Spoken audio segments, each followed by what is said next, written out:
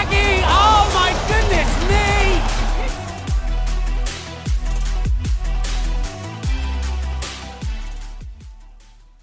Bonjour tout le monde, nous sommes au randonnée numéro 6 avec Joe Faufier et Serge Kamdje.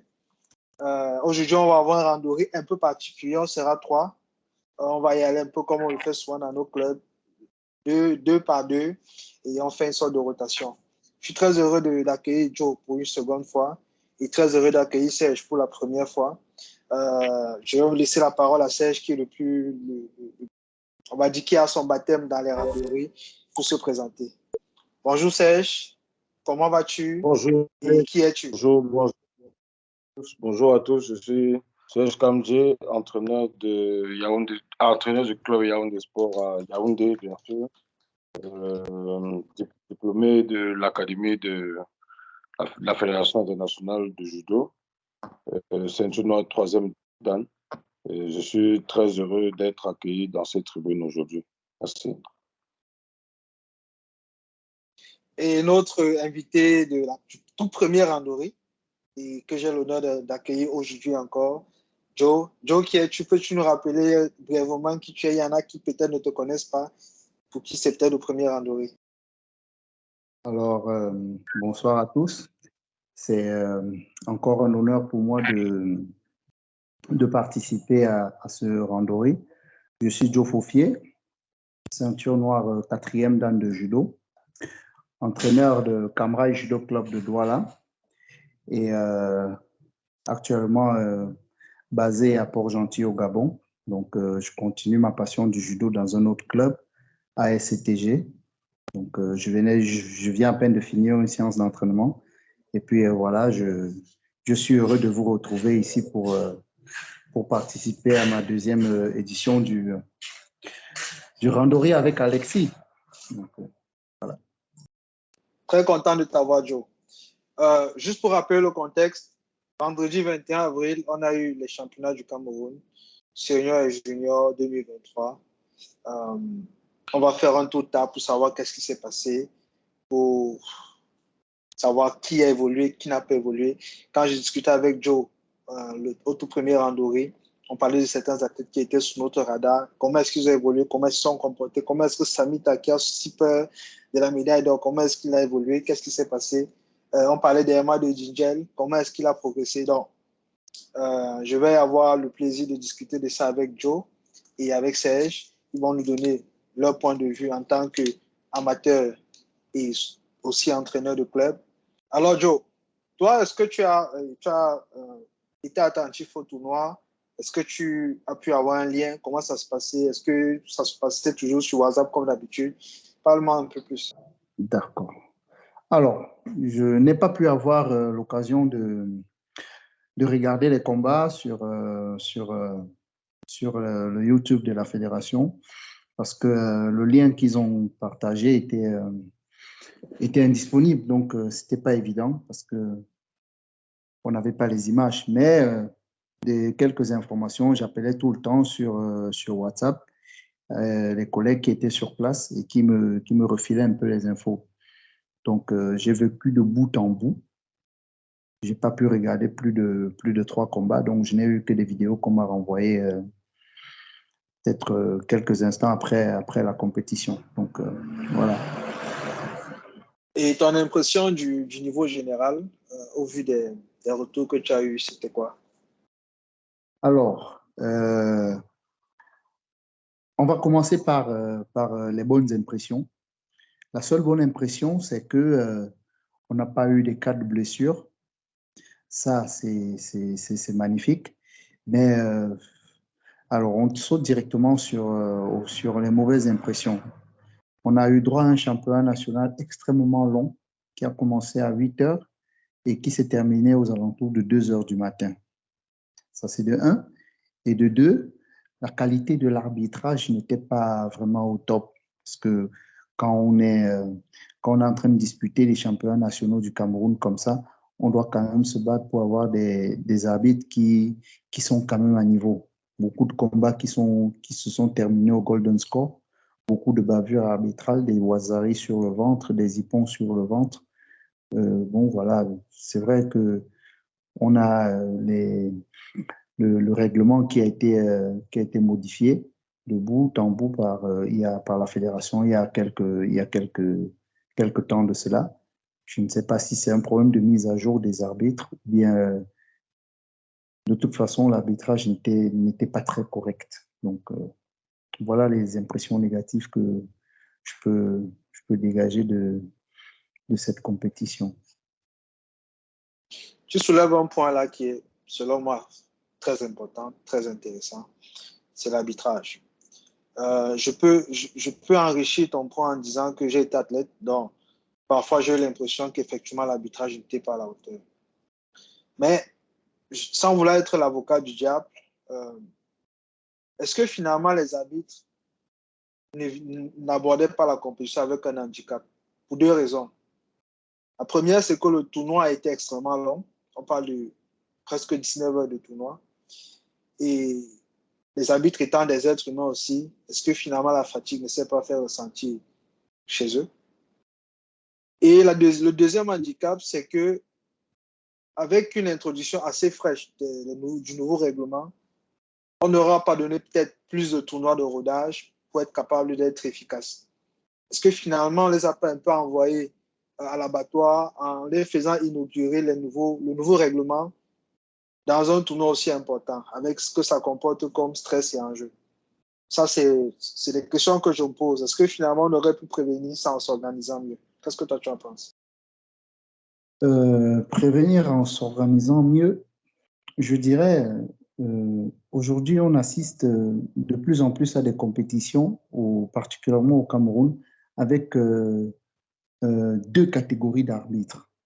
Ok, des arbitres qui ne sont pas tout le temps recyclés, des arbitres qui ne sont pas recyclés, des arbitres qu'on ne voit pratiquement jamais sur la scène, qu'on ne voit que lorsqu'il y a des événements majeurs. Par exemple, s'il y a des stages, des stages de remise à niveau qu'on organise, on ne les voit pas. Des arbitres qu'on ne voit pratiquement jamais dans les clubs venir travailler. Et puis après, mais subitement, on les retrouve sur les tatamis en train d'arbitrer les compétitions, en train d'arbitrer des combats, des compétitions aussi importantes que le championnat national du Cameroun. Donc, moi, je vois deux choses. Oui, je suis d'accord avec toi que peut-être qu'ils n'ont pas eu suffisamment de temps pour s'imprégner des nouveaux protocoles d'arbitrage. Oui, ça, c'est une raison qui peut être évoquée ou qu'on peut prendre en compte. Mais en même temps, est-ce que ces arbitres lisent le règlement? Parce qu'il y a une grosse différence entre comprendre le règlement, l'appliquer et l'interpréter. Parce que jusqu'aujourd'hui, Alexis, il y a quand même des erreurs d'arbitrage qui, aujourd'hui, je dirais, n'ont rien à voir avec les nouveaux protocoles d'arbitrage. Ouassari, par exemple, un point aussi délicat que celui-là, ne s'est jamais donné sur le ventre. On sait que Ouassari, c'est vrai qu'il y a eu des modifications sur le point qui matérialise Ouassari, mais quand même, on dit 90 degrés. Mais sur le ventre, on n'est jamais à 90 degrés. Donc, tu as des hippons sur le ventre, tu as des wassaris sur le ventre, ça n'a rien à voir avec les nouveaux protocoles. Ça n'a rien à voir avec les nouveaux protocoles. On sait ce qui matérialise le wassari, par exemple. Donc, si ce n'est pas largement sur le dos, vitesse, contrôle, avec force, qui marque hippon, c'est wassari. Mais quand vous vous retrouvez sur le ventre, il n'y a jamais wassari. Aujourd'hui, au championnat national du Cameroun, qu'on se retrouve avec des arbitres qui donnent quand même wassari dans ces conditions-là, il y a des questions à se poser. Toi, Serge, est-ce que tu as vécu des injustices arbitrales? Est-ce que tu as un feeling qui est en accord avec ce que Joe a dit? Alors, comment dire, sur la question, il va sans dire et il va mieux en le disant. Les injustices sur l'arbitrage, c'est chaque jour pendant les compétitions. C'est chaque jour qu'on a l'impression d'avoir été volé, d'avoir été floué par l'arbitrage. L'arbitrage camerounais je vais pas quand même dire qu'il est nul, mais j'ai l'impression qu'il est très partisan. Il est tellement partisan que ça saute à l'œil. Et après, Joe a souligné le point Joe a souligné le point sur la manière dont on donne les valeurs. On voit souvent que très souvent, il y a des combats pour lesquels, c'est-à-dire, quand un mec se retrouve au sol, tu ne sais même pas comment est-ce que l'arbitre fait pour donner au hasard. C'est-à-dire que si on était dans l'ancien système, même Coca, ça ne marcherait pas. Mais parce qu'il y a des gens qui sont dans la logique de il faut faire plaisir à un tel ou à un tel, alors on donne des valeurs que moi je vais qualifier de totalement arbitraires. Et après, il y a la durée de la compétition qui fait aussi, je pense, que des fois, les arbitres vont donner de mauvaises valeurs parce qu'on est à une heure avancée de la compétition et il faut liquider les combats. Donc, c'est un peu ce genre de choses que moi je constate très souvent lors des compétitions organisées par, par la fédération. Donc, ça veut dire que si je comprends bien, en fait, vous soulevez comme deux thèses et moi, je soulève même une troisième. La première thèse, c'est celle de Joe qui dit le niveau d'arbitrage est la conséquence d'une incompétence. Il estime que les arbitres aujourd'hui sont incompétents parce que beaucoup d'arbitres qui officient pendant les tournois manquent de préparation et manquent de contexte. C'est-à-dire que ce sont des gens qui ne participent pas aux compétitions. Il y a la thèse de Serge qui dit les arbitrages sont partisans. Donc, ce n'est pas tant que ça de l'incompétence, c'est de la mauvaise foi. Autrement dit, ils savent comment bien faire, mais ils choisissent de mal faire. Et puis, il y a ma thèse qui dit l'organisation est telle que, à un moment donné, les arbitres sont peut-être obligés d'être moins performants ou peu performants parce que, et ça, tu le dis un peu vers la fin de ton intervention, Serge, avec le peu de temps qu'il y a pour clôturer, on commence à ventiler les combats. Et ventiler les combats veut dire faire de l'arbitrage à la tête du client. Autrement dit, il faut aller le plus vite possible. Ils tombent sur le ventre, on estime que c'est un laid combat. Peut-être que si on les laisse continuer à combattre, ils vont faire 12 minutes de golden score. Allez, on donne un Wazari, on abrège les souffrances. Mais ce n'est plus de l'arbitrage. En ce moment, on commence à devenir un acteur du combat. J'espère que ça va s'améliorer parce que un mauvais arbitrage a une influence sur la qualité du spectacle. Ça a même une influence sur la probité du sport. Ça ne sert à rien de faire un tournoi où tu sais que à tous les coups, il y aura une erreur d'arbitrage et même parfois qu'à tous les coups, il y aura une erreur d'arbitrage dans une seule direction possible. Ça nuit le spectacle, ça nuit l'équité, ça nuit plein de choses. Mais là, c'était vraiment le premier point qu'on a abordé par rapport au tournoi. Il y a un point que Joe a soulevé qui était la durée du tournoi. Qu'est-ce qui s'est passé? Pourquoi on se retrouve à faire 19 heures de compétition? On a commencé à 8 heures, on a terminé à 3 heures. Est-ce qu'il y a eu un gros break? Est-ce qu'il y a eu des problèmes d'énergie? Qu'est-ce qui s'est passé? Serge, tu étais là. Est-ce que tu peux nous en dire plus? Donc, je dis, la compétition, c'est vrai, la compétition a mis très long. Elle a commencé aux environs de 8 heures pour se terminer très tôt le lendemain matin, disons 2 heures, 3 heures. Et on a pu constater quand même qu'il y a eu de sérieux problèmes d'énergie. Parce que déjà, la veille de la compétition, j'étais dans le coin. Il y avait déjà un problème d'électricité que j'avais, du moins j'avais passé l'information au bureau de la fédération en leur disant que dans la zone là-bas, il y a un problème d'électricité. Bon, je crois que le problème a été résolu. Mais dans la journée, le fournisseur d'électricité au pays, il a continué à faire, il a passé le temps à faire le travail qu'on lui connaît le mieux, celui de couper l'électricité. Donc, on fait la compétition, après il faut s'arrêter parce qu'il n'y a pas l'électricité, le score, tout ça, on va chercher le groupe, l'électricité revient et tout ça. Vous voyez que ça retarde le déroulement de la compétition. Ça, c'est d'un. Maintenant, de deux, le fait que techniquement, c'est-à-dire techniquement, nous avons été limités par le fait qu'il y avait une seule surface pour les 14 catégories, quand même chaud. Quand vous voyez certaines catégories comme les moins de 60, moins de 66, moins de 73, où il n'y avait pas moins de 30 personnes par catégorie, vous comprenez donc que ce n'est pas évident avec une seule surface. Donc, il y a eu le grand nombre de participants qui a aussi causé ce retard-là. Et après, moi, je vais parler de la qualité aussi des participants. Parce que on s'est retrouvé bien de fois on s'est retrouvé en train de suivre des combats qui, en réalité, n'auraient même pas dû être présents lors d'un championnat national. Parce que je trouve quand même indécent de prendre des enfants qui ont 1, 2, 3 séances, venir les lancer au championnat national. Et voilà. Lorsque tu as un athlète qui est, je vais le dire comme ça, un athlète qui est assez capé et qui tombe sur ce genre d'enfant-là, ça ne pose pas trop de problèmes. Mais quand vous prenez donc, quand vous avez dans le tirage 2 de ces enfants-là qui n'ont pas vraiment l'expérience de la compétition, qui commencent à peine la compétition, ben, il y a le risque qu'on se retrouve à faire des combats interminables. On se retrouve à faire 4 minutes de combat plus 3 minutes de golden score où il n'y a jamais eu aucune technique de judo. Donc, vous voyez, ce sont des combats que moi j'appelle des combats inutiles qui ne servent qu'à une seule chose, rallonger la durée de la compétition. Et vous voyez que dans ces conditions-là, on ne peut pas on ne peut pas faire une compétition du moins dans les règles, selon les règles de l'art. Moi, j'ai vu des athlètes qui ont commencé leur compétition à 18 heures.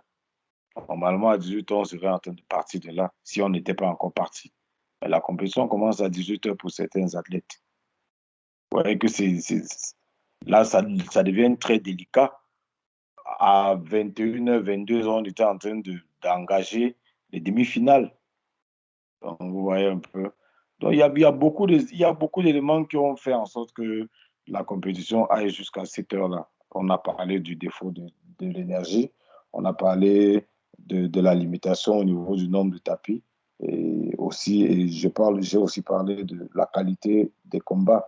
Donc, moi, je crois que pour essayer du moins, je vais embrayer un peu sur un début de solution.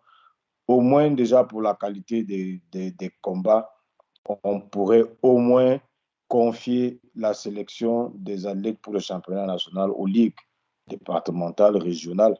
Ça permet que quand on arrive au niveau national, on se retrouve avec des compétiteurs qui ont une certaine valeur. Parce que là, c'est vrai, aujourd'hui, on a de beaux champions. On a pratiquement tout ce qu'on attendait dans les catégories à quelque chose près. On fait le job. Et en même temps, vous allez voir des catégories où le seul combat où le gars a souffert, c'était la finale. Les autres, en cumulé, je ne pense même pas qu'il y ait des gars qui aient fait 2 minutes de combat. J'ai par exemple mon moins de 66 qui a perdu en finale d'or. Avant ça, ça coulait seulement. Ça coulait. Là, il fait des combats de 10 secondes, 15 secondes, des trucs comme ça.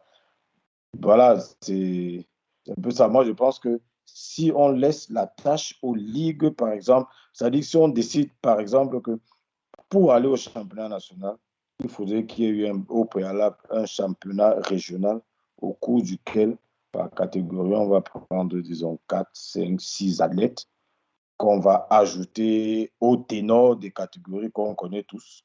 Au moins, là, on est sûr que non seulement le nombre de compétiteurs sera réduit, le nombre de combats aussi, et on aura la qualité avec. Donc, c'est un peu ce que j'ai à dire sur cette partie-là pour le moment. Est-ce que tu es du même avis, Joe? Parce que là, on avait quand même 257 athlètes.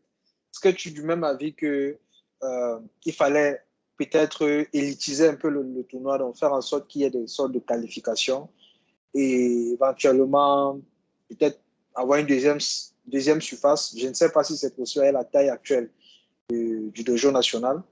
J'ai l'impression que c'est impossible d'avoir 2 surfaces.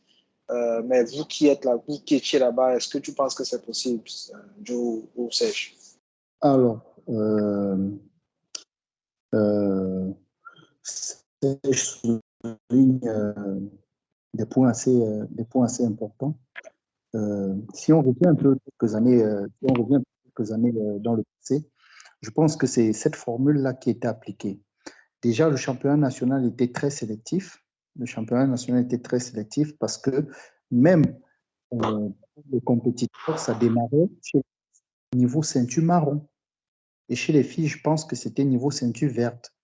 Et voilà, ça passait par les qualifs où il fallait faire le tournoi régional à l'issue duquel, je crois, les 4 ou les 5 meilleurs de chaque catégorie étaient les représentants de la région aux championnats nationaux. Donc aujourd'hui, c'est devenu, c'est une formule qu'on n'applique plus. C'est logique qu'après, on se retrouve avec toute une marmaille d'athlètes et avec beaucoup de combats de très, très mauvaise qualité.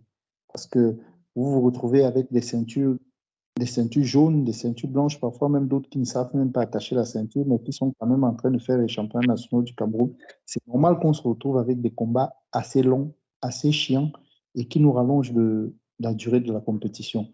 Maintenant, vu le nombre d'athlètes que cette formule-là nous permet d'avoir sur une seule surface, c'est tout à fait normal qu'on se retrouve en train de terminer vers les 2h, 3h du matin. C'est la conséquence logique. Donc, les points que Serge a soulignés sont tout à fait, je suis tout à fait d'accord avec lui. Donc, si on revient à l'ancienne formule, je pense que c'est vrai, on aura moins d'athlètes aux championnats nationaux, mais on aura quand même des qualités, on aura quand même des combats de très, très bonne facture. Donc, moi, je partage entièrement l'avis de Serge. Moi, j'ai comme un gros problème avec le fait qu'un tournoi commence à 8h, ça se termine à 3h. Le premier problème que j'ai, c'est on sait que la plupart des athlètes sont jeunes. Donc, ce sont des jeunes filles, des jeunes garçons. Comment ça se gère à la maison quand l'enfant est sorti tôt le matin et elle revient le lendemain matin à 4h, disons pour ceux qui habitaient vraiment à côté à 3h du matin. Comment est-ce que les parents gèrent ça? Comment est-ce qu'on gère la communication à l'attention des parents? Et on sait, les quartiers ne sont pas tous sûrs de la même façon. Donc, un enfant, il y a les quartiers, quand tu rentres à 4h du matin, c'est quand même plus dangereux que dans d'autres quartiers. La deuxième chose, c'est au niveau de la nutrition. Un enfant qui vient faire sa journée de compétition, il se dit, je vais compétitionner de 8h à, disons, 20h, 21h. Et donc, je viens avec un peu d'argent pour manger le matin à la pause. Peut-être prendre un petit casse-croûte juste avant la finale, si je fais les finales. Il y en a même qui savent que eux, leur dernier repas, ce sera à midi. Parce que bon, leur coach n'a même pas de veste. Il sait qu'il n'y aura pas de finale. Mais il se retrouve en train de faire son premier combat à 18h. Donc, avant même donc, seulement l'échauffement de toute la journée, parce qu'il s'échauffe, il passe le temps à s'échauffer. Il a déjà épuisé ses réserves. Donc, il arrive à 18h, l'heure à laquelle il est supposé entrer. Il n'a plus d'argent. Il a peut-être consommé tous ses vivres. Comment est-ce qu'un enfant est supposé gérer ça? Troisième élément ou troisième point, c'est les encadreurs. Tu es un encadreur, tu as une vingtaine d'enfants. Tu gères une vingtaine d'enfants pendant 19 heures. Et contrairement aux athlètes, les encadreurs ne peuvent pas dormir, ils ne peuvent pas se reposer. Parce qu'un athlète, quand tu ne combats pas, il peut aller se mettre dans un coin, prendre un petit repos. Toi, l'encadreur, tu es toujours sur le qui-vive parce que tu suivais les combats de tout le monde. Tu t'assures que quand la table appelle quelqu'un, on ne loupe personne. Donc, tu travailles non-stop pendant 19 heures. C'est extrêmement demandant. Comment est-ce que la fédération s'organise avec les gens quand on fait des compétitions avec un format pareil? Est-ce qu'elle s'est excusée? Est-ce qu'elle est venue donner un casse-croûte à tout le monde, des rafraîchissements et de quoi manger? Est-ce qu'on a payé les parents? Est-ce qu'on a communiqué? Qu'est-ce qui s'est passé? Parce que c'est quand même embêtant. Serge, tu peux nous éclairer si tu peux. Bon, ben, sur la question, il n'y a pas eu le casse-croûte. Hein. Il n'y a pas eu le casse-croûte. Il n'y a pas non plus eu une communication fédérale sur le sujet. Je ne voudrais même pas parler, d'un communiqué qui admet quand même qu'il y a eu des tas. Ce que j'ai pu remarquer quand même dans le groupe, dans le groupe WhatsApp, le groupe WhatsApp officiel de la fédération, c'est qu'il y a des gens qui sont très expérimentés dans ce qu'on appelle la talakou. Et il y en a qui ont estimé que c'était la meilleure compétition jamais organisée au Cameroun. Bon, c'était quand même amusant. C'est quand même amusant de trouver que les gens qu'on fasse des choses comme ça et qui en est quand même qui estiment que c'est la meilleure compétition jamais organisée. C'est se moquer un peu des gens. Bon, moi, ma remarque, c'est que depuis l'an dernier, à Kribi, on est en train de s'habituer peu à peu à finir les compétitions tôt le lendemain matin. Peut-être qu'on nous habitue à un nouveau format, peut-être, je ne sais pas. Mais c'est quand même vrai, il y a une constance, il y a une constante qui revient à chaque fois. À Kribi l'an dernier, comme à Yaoundé cette année, il y a eu le problème d'énergie, il y a eu le problème de la surface, il y a eu le problème d'une seule surface. Donc, chaque fois, les deux problèmes sont revenus. Et puis même, le, le troisième problème, la qualité des combats. Donc, on sait déjà quels sont les problèmes que nous rencontrons. On sait, on imagine déjà quelles pourraient être les solutions. Et on se débrouille toujours à poser la même action en espérant obtenir des résultats différents. Ça, c'est assez incroyable. Donc, pour revenir sur la question, jusqu'à présent, je n'ai encore rien entendu d'officiel sur, du moins sur les réactions d'après-compétition. En fait, il n'y en a même pas, il y en a même pas eu d'officiel. Il y a eu juste des actions personnelles des uns et des autres. Et ça fait un peu mal. Ça fait un peu mal de voir que les gens prennent le temps des autres je sais pas moi, ils prennent le temps des autres comme un outil pour s'amuser. Vous partez de chez vous très tôt le matin et vous rentrez très tôt le matin. Vous êtes debout toute la journée. Si vous n'avez pas prévu de vivre avec vous, vous ne mangez pas. Si vous n'avez pas prévu, c'est-à-dire, et puis même, vous ne pouvez même pas prévoir parce qu'il n'y a aucune aire de repos, il n'y a rien, il n'y a pas eu de pause pendant la compétition. Ça, c'était, ça, il fallait s'y attendre. Vu le déroulé de la compétition, c'était impossible qu'il y ait la pause. Donc, c'était très désencadré, très difficile pour les athlètes et très difficile aussi pour les parents qui attendent leurs enfants. Ils savent que, bon, habituellement, quand il va en compétition, 18h, 19h, tout cas, il est là. Et il se retrouve 20h, 21h, 22h, minuit, 1h, 2h, l'enfant n'est toujours pas là. Ça devient très, très inquiétant. Je crois que le minimum aurait été de communiquer. Le minimum aurait été pour la fédération de communiquer quand même, de faire un communiqué pour dire, voilà, c'est arrivé, c'était indépendant de notre volonté, parce que je sais que c'était indépendant de leur volonté. C'était indépendant de leur volonté, et puis qu'on travaille à ce que, dans les années qui arrivent, qu'on n'ait plus ce même problème-là, plutôt que de venir faire des trucs comme on a vu. Bon, maintenant, je vais faire une petite blague. Au moins, avec le nouveau format, je sais au moins que, au moins une fois par an, je peux dormir dehors, parce que madame sait que je vais en compétition, et puis voilà, donc c'est un peu ça. Je vais m'arrêter là sur ce point.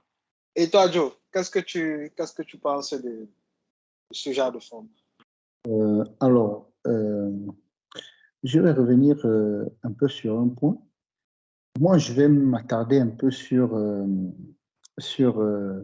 les délégations qui sont parties d'ailleurs pour Yaoundé.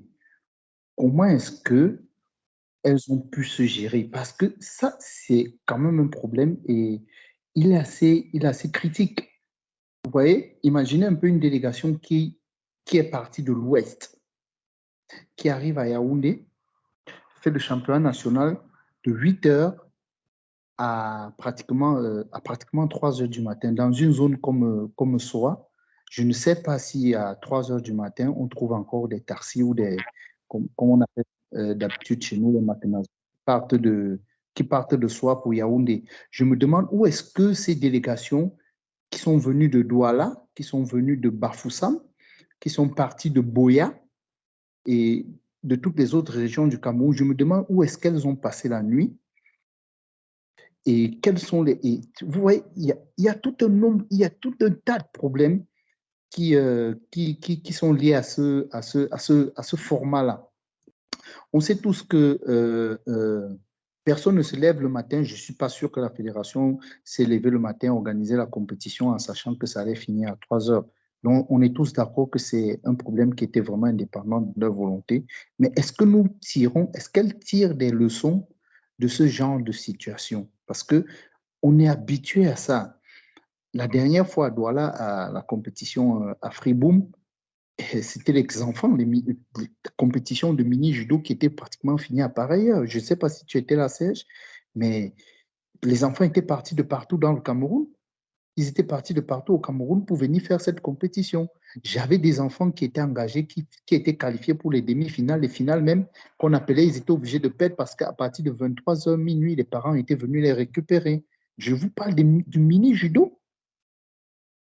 Chez les minimes, une compétition minime qui finit à 3h et que déjà la veille, la pesée était finie vers les 23h minuit.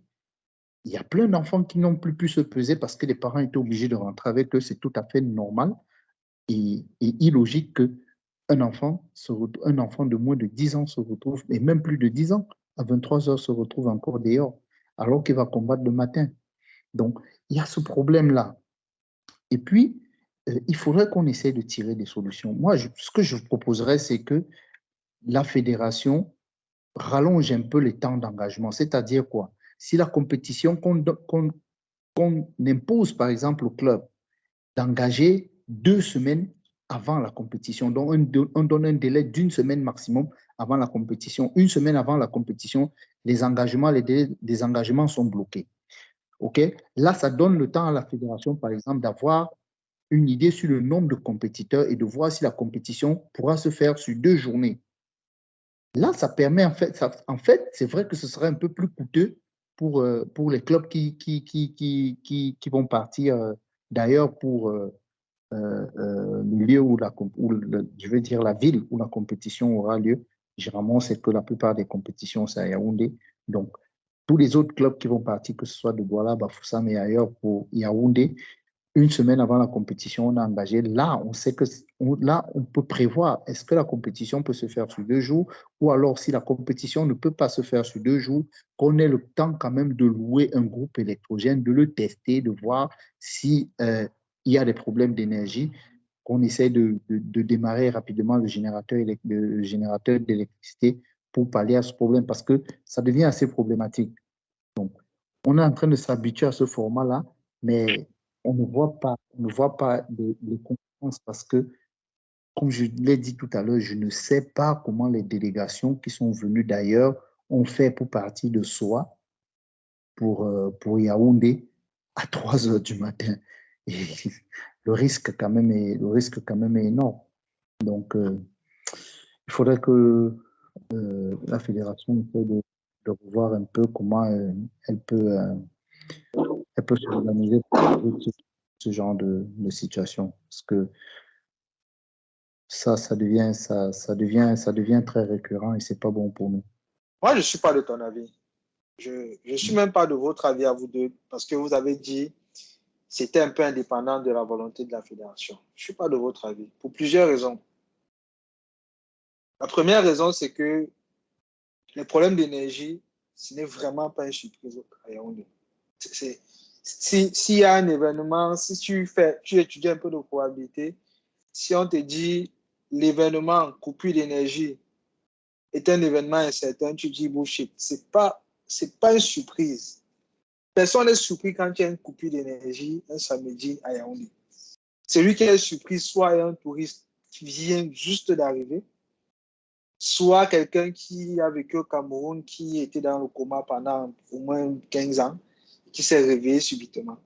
Mais en dehors de ces 2 catégories-là, coupure d'énergie ne sont pas une surprise. Ça veut dire que quand on organise un tournoi, on sait qu'il y aura coupure d'énergie. La seule question, c'est combien de fois et pendant combien de temps. Mais on sait qu'il y aura une coupure d'énergie. Donc, minimalement, on peut prévoir. Prévoir, ça peut être 2 choses. Prévoir, ça peut être que dès le départ, on commence avec les scoreboards manuels.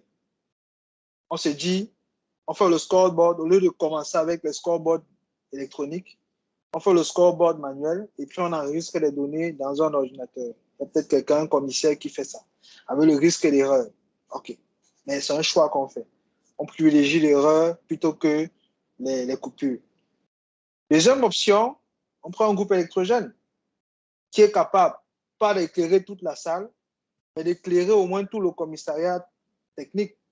Comme ça, on est sûr que quel que soit ce qui arrive, même s'il n'y a pas l'éclairage dans toute la salle. On a au moins les ordinateurs qui sont éclairés, les écrans d'affichage qui sont éclairés et quelques ampoules pour que les combattants puissent faire leur travail. Et si on ne peut pas le faire, c'est qu'on ne veut pas le faire. La deuxième, c'est au niveau de la longueur du combat. On a une seule surface. On sait à peu près combien de combattants il y aura. J'ai regardé les statistiques. Cette année, on était 257. L'an passé, on était à peu près 197. L'année d'avant, 180, 150. On sait qu'on est à peu près disons, à 200 athlètes qui luttent. 200 athlètes qui luttent, on sait plus ou moins le nombre de combats que ça peut générer. On sait dans le temps minimal qu'il faut si on a une seule surface. Je pense même que la fédération a actuellement un logiciel qui permet de faire ces estimations. Maintenant, je ne sais pas si l'estimation était avant qu'on aille dans le format 4 minutes plus Golden Score infini ou c'était dans l'ancien format qui a plusieurs anciens formats. Je ne sais pas quel est le format qu'ils ont, mais on peut faire cette estimation. Et en fonction de cette estimation, on peut dire c'est possible de faire avec un seul tatami, c'est impossible de faire avec un seul tatami. Mon feeling, c'est qu'on savait que c'était impossible de faire avec un seul tatami. Peut-être qu'on s'est dit, on préfère sacrifier une journée, quitte à ce qu'elle soit inconfortable, pour sauver une deuxième journée. Est-ce que c'était pour sauver des nuitées d'hôtel, des nuitées d'auberge? Est-ce que c'était pour sauver des perdièmes, peut-être des arbitres? Est-ce que c'était pour sauver la location de quelque chose qui se fait à la journée? Est-ce que, je ne sais pas, là c'est une hypothèse, je ratisse là, j'entends une hypothèse, mais je soupçonne qu'on savait que ça devait être long. Pourquoi est-ce que je soupçonne? Parce que on l'a fait à Kribi l'an passé, on l'a fait au tournoi des enfants l'an passé, donc on savait que tel nombre d'athlètes, une seule surface, longueur garantie. Donc ce n'est pas une surprise, c'est un choix qui a été fait. Maintenant, est-ce que ce choix privilégie la santé des athlètes, privilégie leur sécurité, privilégie l'image? Parce que les parents, moi je suis un parent d'enfant, mon enfant va à un tournoi avec son maître, avec son club, et puis à 23h, il n'est pas encore là. Même si je vais le récupérer, je suis déjà fâché parce que j'estime que l'encadreur est irresponsable. Le club est irresponsable parce que le club ne peut pas laisser mon enfant dehors sans premièrement m'avertir, me dire, bon voilà, ça va être beaucoup plus long. Est-ce qu'on continue ou on ne continue pas? Parce que beaucoup de parents sont mis devant le fait accompli. Et puis ceux qui sont plus laxistes vont se rendre compte que l'enfant a dormi dehors en se disant peut-être qu'il a fait le tournoi, a gagné et allait faire la fête, puis il a voulu rentrer le matin. Donc, ça pose quand même un problème. Est-ce qu'on veut résoudre ce problème? Est-ce qu'on estime que c'est un problème? Je ne sais pas. Est-ce que les clubs sont capables de remonter l'information? Je ne sais pas. Mais toujours est-il que si on veut que les choses soient quand même bien faites, il faut un minimum respecter les athlètes, un minimum respecter les encadreurs et un minimum même respecter les spectateurs. Parce que j'imagine qu'il y a des gens qui sont venus voir la compétition et qui à 23h étaient fatigués. Ils n'avaient toujours pas commencé à voir les finales d'or. Qui se sont dit, mais finalement, j'ai supporté toute la journée pour ne même pas être capable de voir une seule finale d'or. Et je vais devoir rentrer. Et peut-être même de devoir rentrer là, c'est que je sors, je cherche un taxi, je ne trouve pas de taxi. Je suis obligé de chercher un taxi à 23h en Kolfoulou, dans un quartier qui n'est pas le mien, pour mon quartier qui est de l'autre côté de la ville. J'imagine quelqu'un qui allait en Colbisson ou quelqu'un qui allait, je ne sais pas, c'est compliqué. Ça pose un problème à tout le monde finalement, sauf peut-être à ceux qui organisent et qui ne vivent pas loin de là. J'espère qu'on va s'améliorer. J'espère que les clubs comme celui de Serge, Léon de Sport, vont être capables de remonter l'information, de pousser pour que les choses s'améliorent parce qu'il y va quand même de la qualité du spectacle. Bon, on a beaucoup chicané de l'organisation. On a aussi un peu chicané de l'arbitrage. Mais finalement, quand on regarde la compétition, il y a eu un taux de participation qui était quand même intéressant, très intéressant d'ailleurs. Même si, d'après ce que vous dites, bon, c'était plus du nombre, c'était plus de la quantité que de la qualité. Donc, ils étaient très nombreux, mais en réalité, ils auraient pu être 10 fois moins nombreux que ça si on faisait un tri minimalement qualitatif. J'espère qu'on ira dans ce sens-là pour qu'il y ait des belles compétitions avec beaucoup de qualité. Mais ce que je remarque, ce que j'ai vu, c'est qu'il y a des tenors qui sont passés à côté de leur tenor. Il y en a qui ont confirmé leur statut de tenor. Je vais commencer avec mon ami, c'est ma personne. Samita. Joe, qu'est-ce qui s'est passé avec Samita? Alors, ça devient un peu, répétitif. On soit tout le temps en train de parler de cet athlète. Et pour moi, honnêtement, à un moment, je n'arrive plus à comprendre ce qui lui arrive. Parce que, honnêtement, c'est un athlète qui est très bien entraîné, physiquement et quelque part même techniquement, il est prêt. Mais je me résous à croire que son problème est beaucoup plus psychologique. Donc peut-être que jusqu'ici, on n'a pas encore réussi à trouver les mots justes pour pouvoir débloquer ce qui l'empêche d'aller décrocher le Pro League d'or. Donc, à un moment, Il faut noter que Oui. il faut noter qu'il s'est fait battre par Betiene, qui a gagné son premier champion national et qui était quand même le champion. Il s'est fait battre par le champion en titre, le champion, le reigning champ, donc celui qui est devenu champion. Est-ce que c'est que finalement Betiene était comme sur un nuage et puis Samita n'y pouvait rien? Ou est-ce que c'est Samita qui a perdu ou c'est Betiene qui a gagné? Non. Moi, je pense pas que. Je préfère ne pas m'apitoyer sur cette voie-là, pensant que c'est Betiene. Moi, je préfère regarder un peu les qualités de l'athlète. Samita, dont on est en train de parler maintenant. Moi, je pense que c'est quelqu'un qui est quand même dans le circuit depuis très longtemps. Betiene, honnêtement, c'est à ces championnats d'Afrique, championnats nationaux, que j'entends parler de lui, parce que c'est un athlète que je ne suis pas. Et par contre, Samita, lui, il est quand même dans le circuit depuis très, très longtemps. Donc, je pense que c'était à lui de faire le job. Donc, honnêtement, je suis un peu largué. Donc, je ne sais pas ce qui se passe depuis que la compétition est passée. On ne s'est pas parlé. On ne s'est pas encore parlé. Je préfère attendre un peu que la température baisse. Peut-être qu'il a eu des soucis, je ne sais pas, mais toujours est-il que on attend toujours cette médaille qu'il peut aller, qu'il doit aller chercher. Je sais qu'il en a les capacités, mais après, on n'arrive toujours pas à comprendre où ça bloque. Et en finale, Samita a affronté Kunga Kung, c'est ton garçon Serge. Il a battu. Qu'est-ce qui s'est passé? Qu'est-ce qui a manqué? Qu'est-ce qui a manqué à Kung pour qu'il devienne le champion? Ou est-ce, comme tu as dit tout à l'heure, c'est qu'on premier combat était tellement facile que finalement, il n'était toujours pas chaud quand il a fait sa finale? Ou alors, Betiene était vraiment très fort? Bon, sur la question, j'ai revu la finale en question. Je veux déjà féliciter Betiene pour sa performance parce que il a quand même réussi à s'imposer devant un certain nombre de personnes qui étaient classées parmi les favoris par rapport à lui.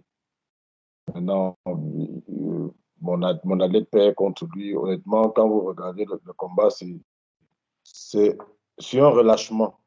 Mais c'est aussi ça la compétition. Un relâchement parce que Betiene fait une attaque en Soinagé et puis Kounga a contré. Il y a un moment à penser que l'action s'arrêtait là. Alors il s'est pris il s'est pris une espèce de tagnotte aussi parce qu'il s'est relâché. Sinon qu'au départ, il a failli se faire éclater les uns sur Nushima en début de combat. Mais comme c'était en sortie du tapis, l'action a été interrompue. Bon, donc moi, je vais pas dire que je ne considère pas les qualités de Betiene. Betiene, c'est quand même le Panthers, c'est, on va dire, le plus grand club du Cameroun. Donc, ils ont ce qu'il faut pour la préparation. Donc, si Betiene arrive à faire une performance comme ça, c'est aussi parce qu'il y a un travail qui a été fait en amont. Et donc, je ne vais pas toujours dire que c'est mon athlète qui a perdu, parce que celui qui est en face aussi a du répondant.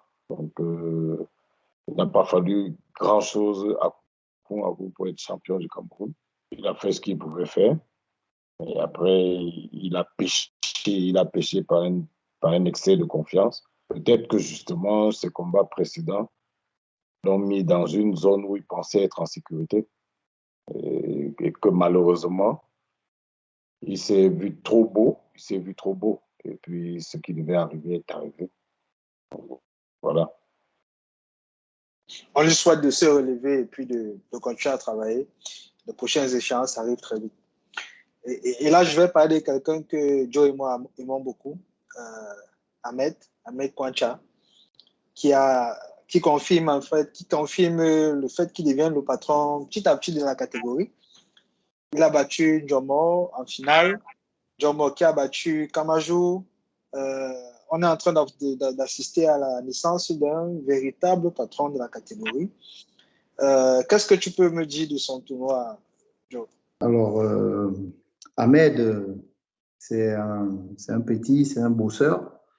Il a des qualités techniques incroyables parce que pour moi, c'est un des moins de 60 kilos qui fait un judo assez varié. Et puis, voilà. Donc, c'est un petit qui bosse énormément. Et moi, j'étais très certain que son heure de gloire était très proche. Donc, je pense que là, on est pratiquement dans le temps.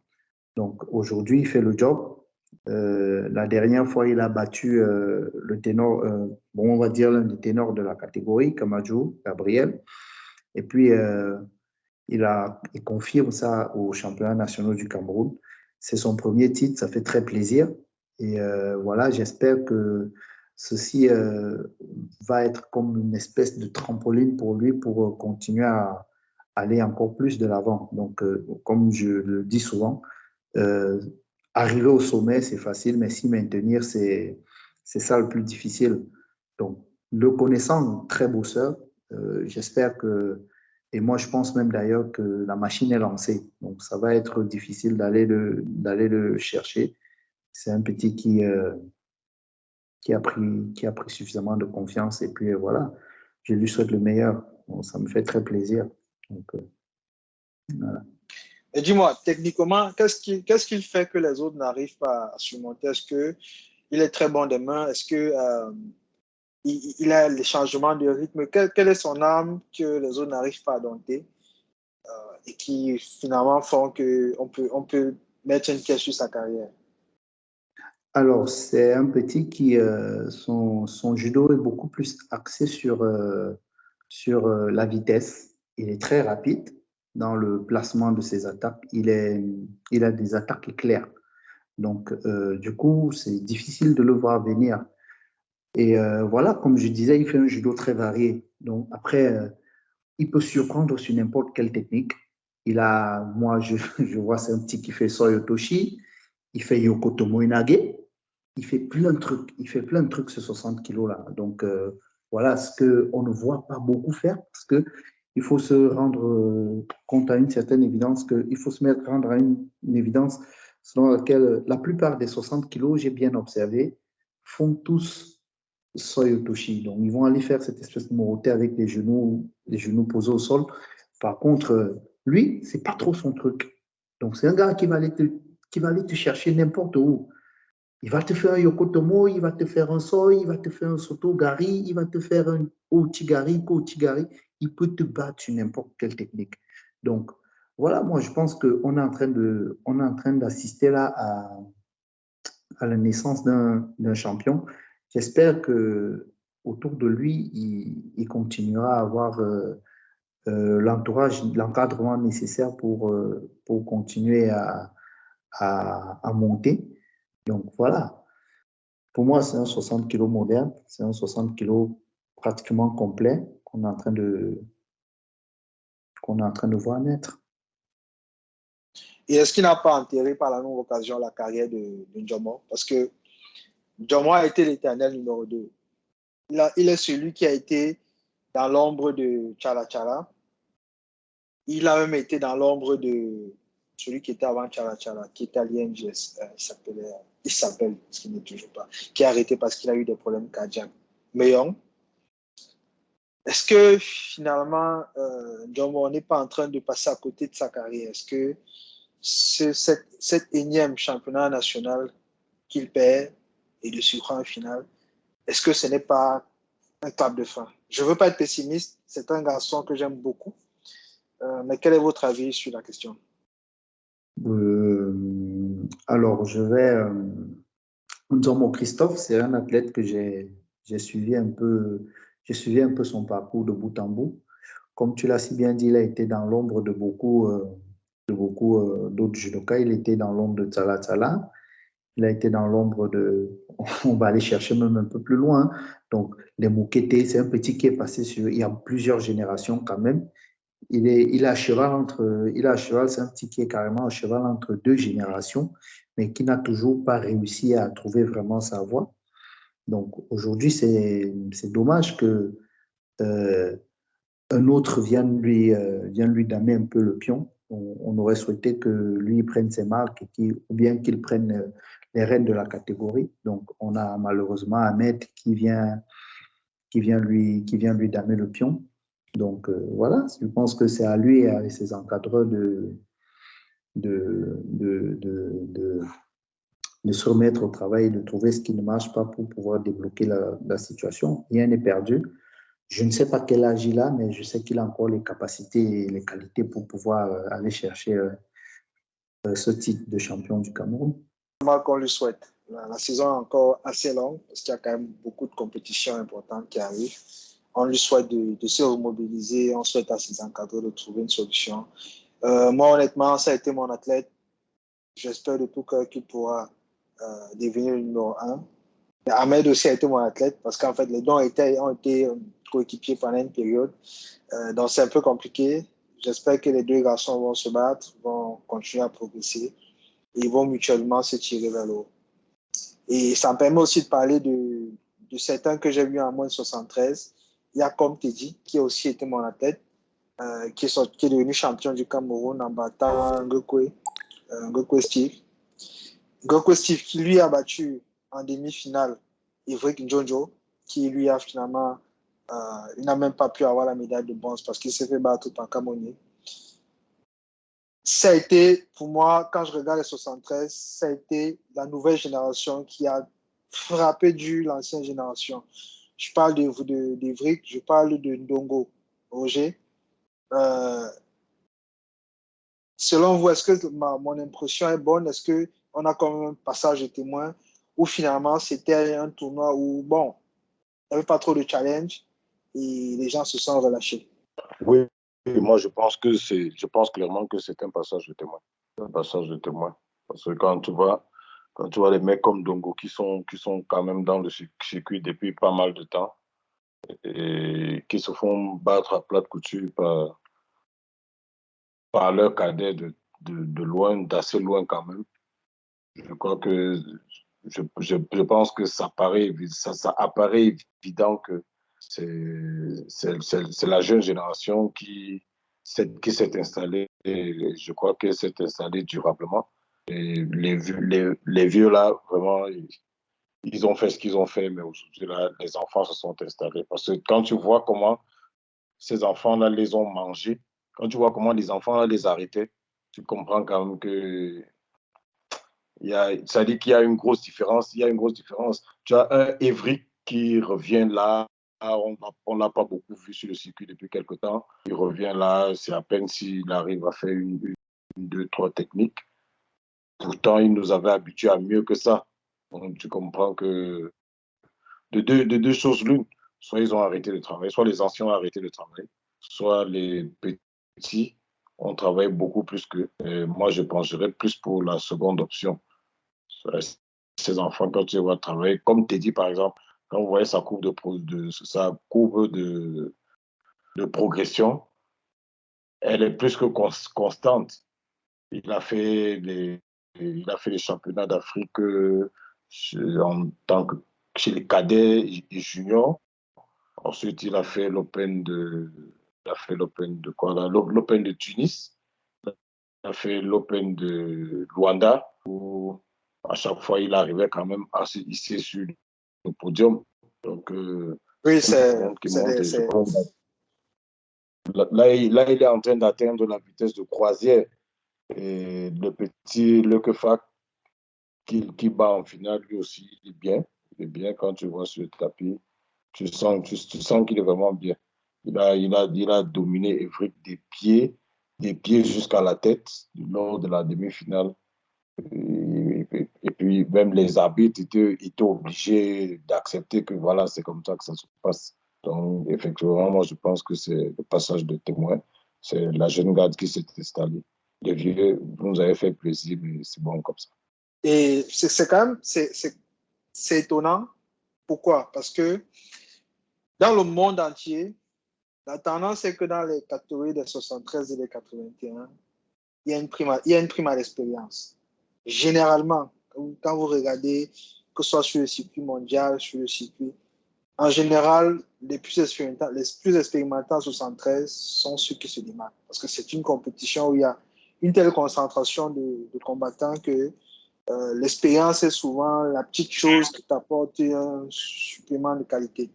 Ce qu'on observe par exemple dans les plus de 100 où souvent c'est les plus massifs qui sont les plus forts, ou chez les 60 où c'est souvent les plus énergiques qui sont les plus forts. Donc c'est une très bonne chose, ça veut dire qu'il y a un travail qui se fait, il y a une génération qui est en train de prendre de l'élan et ça nous rassure dans ce sens que peut-être dans quelques années, on aura des Olympiens qui seront des Olympiens garçons. Parce que, comme on avait dit dans l'un des randonnées qu'on a fait, le sport, le judo garçon est en train de péricliter. Et il y a même un risque qu'on n'ait aucun garçon aux Jeux de Los Angeles. Pour les Jeux de Paris, c'est sûr qu'on n'aura pas de garçons. Mais est-ce qu'à Los Angeles, on aura des garçons? Sans vouloir mettre la pression à des jeunes comme Teddy et autres. Mais je pense que c'est vraiment, ce sera à eux de jouer leur carte pour être à Los Angeles en 2028. On a eu le même phénomène en 81 où cette fois-ci, c'est mon feeling, hein, je pense que Bell était l'archi-favori. Mais ça a été beaucoup plus difficile que ça. Est-ce que c'est un passage de témoin? Est-ce que vraiment les enfants étaient trop forts par rapport à lui? Mais je pense que c'est une coïncidence si c'est Beina qui l'a battu en demi pour finalement être champion du Cameroun. Quel est ton feeling par rapport à ça, Joe? Je sais que Bell c'est ton enfant, donc est-ce que tu sais pourquoi est-ce que ça s'est pas bien passé avec Beina? Alors, Belle, on est en train d'assister à son retour, dans la compétition après pas mal de temps d'arrêt. Son seul combat que j'ai pu regarder à ces championnats d'Afrique, c'est exactement cette demi-finale qui perd contre le jeune Carlos, que je félicite au passage pour son titre parce que éliminer Bell en demi-finale et puis aller au Golden Score et puis aller remporter cette finale d'or au championnat national du Cameroun, c'est quelque chose dont il peut s'en vanter. Donc, je le félicite. C'est un petit qui monte. Ça fait pas mal de temps que je le suis. Et voilà. Maintenant, pour revenir à Bell, et ce combat particulièrement, je l'ai regardé, mais je ne suis pas très, très satisfait de la qualité de l'arbitrage. Tu vois, c'est vrai que c'est un combat qui finit au Golden Score. C'est un combat qui finit au Golden Score. Il n'y a pas eu de points marqués jusqu'à ce Wassari assez problématique que Bell prend. Mais je dis, connaissant Bell quand même, je ne pense pas qu'à moins de 81, on puisse parler déjà d'un passage de témoin. On puisse parler d'un passage de témoin. Connaissant Bell, je pense que c'est un gars qui va aller, tu vois, dire, un gars qui va Le aller, charbon. au charbon et puis la prochaine rencontre entre les deux sera très, très électrique parce que c'est un petit qui a un de ressources. Donc, je pense que c'était la chance, c'était le jour de Beina. Mais c'est bien. Moi, je suis très content parce que ça fait après en moins de 81 qu'on assiste quand même à une très, très belle rivalité. Ça fait que tout le monde progresse un peu dans cette catégorie-là. Donc, pour moi, je pense. Mais il perd aussi en finale de bronze. Hein? Qu'est-ce qui s'est passé? Alors, pour la finale de bronze, jusqu'ici, je n'ai pas encore eu le temps de lui poser la question. Je ne sais pas s'il est même monté sur le tapis ou bien si. Je ne sais pas. Donc, voilà. Comme je te l'ai dit, c'est pareil avec Wansi. Donc, je préfère laisser d'abord que la température baisse un peu. Et puis, au courant de la semaine, on va en discuter, qu'ils nous disent un peu chacun ce qui n'a pas marché. Donc, voilà. On a eu des nouvelles de Tombou et il nous a envoyé ces nouvelles de la façon la plus fracassante possible. Toi et moi, on parlait de lui lors de notre randonnée et Tombou, apparemment, il nous a écoutés parce qu'il s'est offert à non en finale. Comment est-ce que tu as assisté à son retour, Serge? Qu'est-ce que tu peux nous dire de la prestation de Tombou ce jour? Oui, de la prestation de Tombou ce jour, je trouve qu'il a juste, qu'il a tout simplement respecté le rang qu'on lui accordait, parce que c'est vrai que pour certains, c'est plutôt le gars du Panthers qui était le super favori. Mais pour d'autres, en tout cas pour moi, je voyais très bien le petit Tombou remporter la médaille d'or dans cette catégorie. Parce que je sais qu'Anon a toujours eu des problèmes avec des gars qui font épaule. Parce qu'Anon étant très grand et Tombou étant assez trapu, je sais que de tout temps ce petit a toujours posé des problèmes aux gars du Panther. Et puis finalement, c'est ce qui s'est passé, c'est ce qu'on a vu. Tombou a dominé la catégorie. C'est vrai qu'il y avait un certain nombre de compétiteurs, dans la catégorie, pas forcément de la qualité qu'on aurait souhaité. Mais le petit, il a dominé sa catégorie et je pense que c'est amplement mérité. C'est tout ce que je peux dire sur la médaille d'or de Tombou. Finalement, Anon semble être un géant au pied d'argile parce que sur les 7 saisons, je pense qu'il a 7 ou 8 saisons déjà comme étant un prospect intéressant, donc quelqu'un sur qui on commence à compter ou qu'on compte. Il n'arrive sur aucune saison finalement à être le patron de la catégorie. Pour plein de raisons possibles. Des blessures, des passages à vide, tout ça. Mais à la fin, on a un mec qui semble avoir un potentiel incroyablement intéressant, mais qui n'a jamais confirmé. Est-ce que vous pensez que le problème qu'il a, c'est qu'il n'est pas assez ambitieux, ou alors la catégorie est trop compétitive, ou c'est simplement que c'est le genre d'athlète qui choisit ses compétitions? Quel est votre feeling par rapport à cette situation? Alors, je vais prendre un peu la parole à ce sujet parce que Anon, c'est également un athlète qu'on a vu, qu'on observe dans la catégorie depuis pas mal d'années. Ce qu'il faut retenir aussi, c'est que cette catégorie est très instable depuis longtemps. Aujourd'hui, tu vas voir en 81 kilos, en plus de 100 kilos, c'est Anon qui gagne. Demain, la prochaine compétition, c'est Mandengé. Après, tu vas trouver c'est un autre. Après, tu vas trouver c'est un tel autre. Mais sur peut-être 3 ou 4 compétitions organisées tout au long de la saison, personne n'arrive à s'imposer sur le maximum. Donc, du coup, c'est une catégorie assez instable. Donc, si Tombou aujourd'hui viennent remettre un peu de l'ordre, c'est tout le mal qu'on lui souhaite. Je pense que on en a parlé la dernière fois, ça me désolait un peu de voir que ce petit qui avait assez de qualité, qui montait en puissance, disparaisse du jour au lendemain des surfaces. C'est bien que peut-être qu'il a fait un peu comme John Bon Jones, il, il allait se cacher un peu pour bien limer sa machette.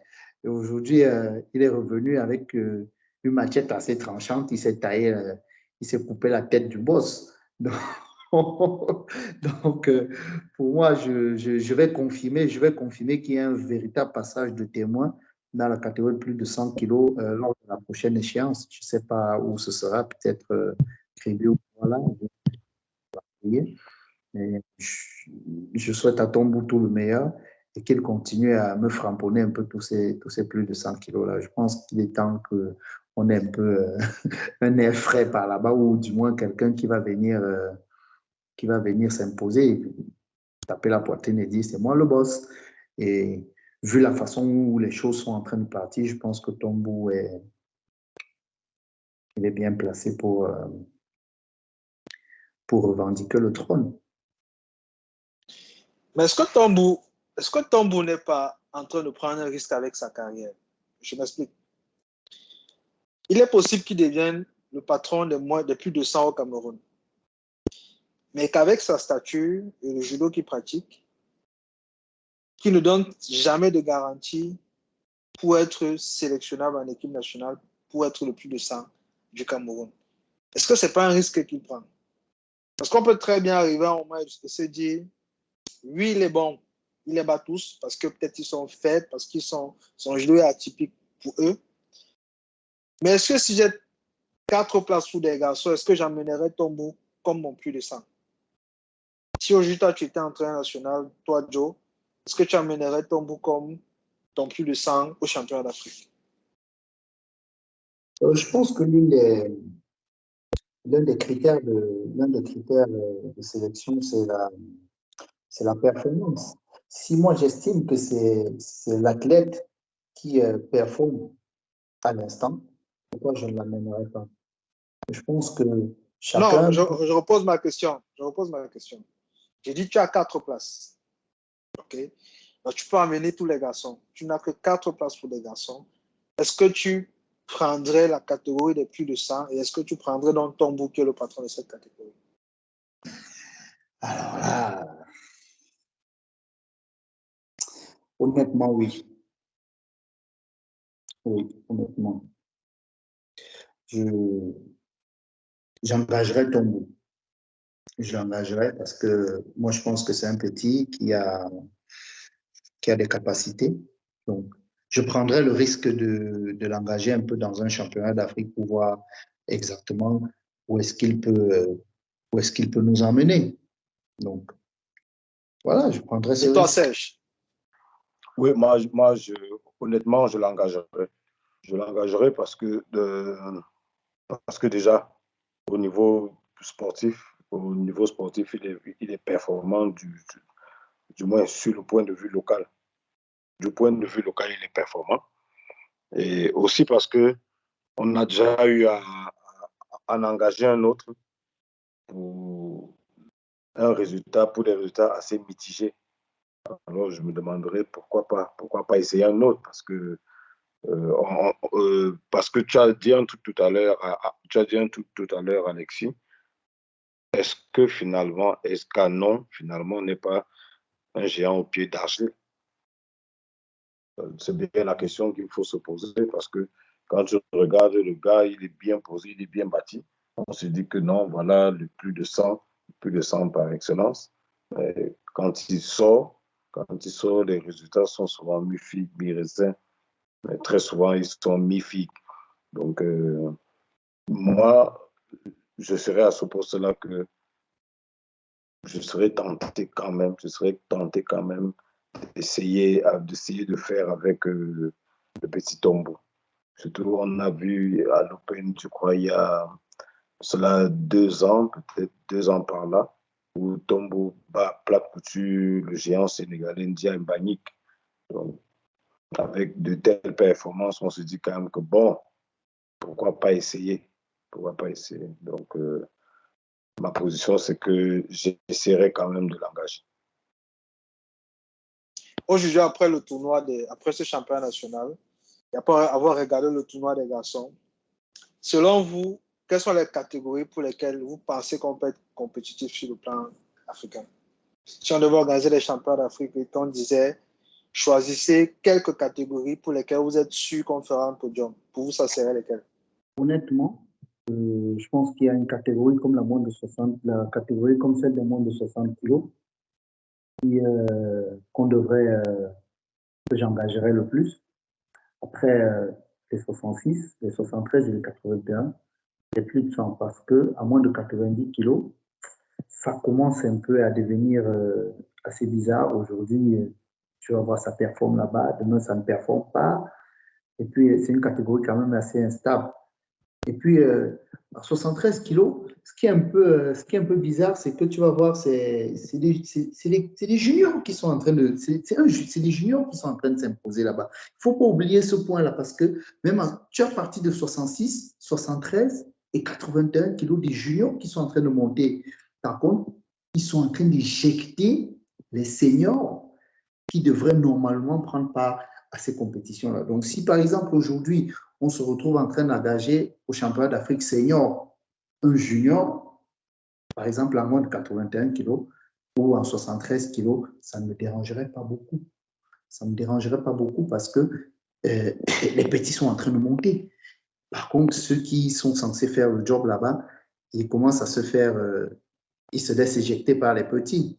Donc, chez les garçons, tu as une catégorie comme les 90 kilos, les moins de 100 kilos, où je serais un peu sceptique.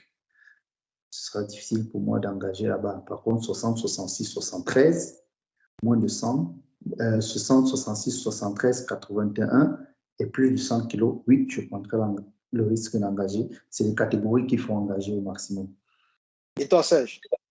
Donc, je dis, pour moi, j'engagerai dans les 60, j'engagerai dans les 66, les 73, dans les 81, j'hésite un peu. 90, oui, j'engagerai en 90, j'engagerai plus en 90. Donc, 60, 66, 73, 90.